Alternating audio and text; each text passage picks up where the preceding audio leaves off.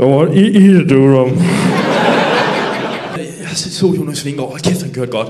Og jeg kan bare se det på ham. Jeg tror ikke, han har taget doping.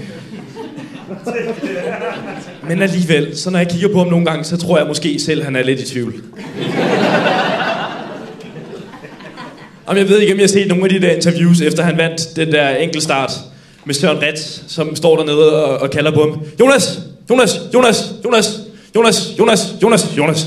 Jonas! Jonas! Jonas! Du kører fandme stærkt. Du kører fandme stærkt. Du er fuldstændig knock-outer Tadej Pogačar, som er god til enkeltstart i forvejen, og han kørte hurtigere end alle de andre, men du kørte endnu hurtigere, Jonas. Hvordan gjorde du det?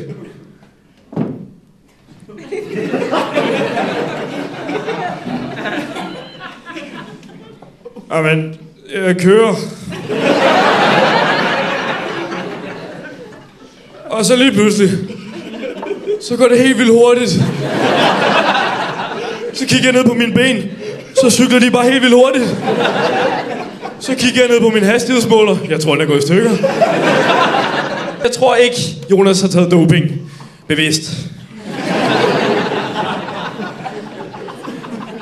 Jeg har en mistanke om, at han er blevet drugget. Ja, hans hold. Ja, jeg synes, vi skal undersøge de drikkedunker, og jeg synes, vi skal undersøge han pludselige trang til durum. Det synes jeg, vi skal. Jeg ved ikke, hvad det handler om. Jeg ved ikke, til jer, der ikke ved det. Han vinder interviewet efter, han har vundet Tour de France. Så er der en, der spørger ham. Hey, Jonas Vingegaard, what do you want to do when you come home? Så sidder han sådan her. When I come home? What eat it, dude?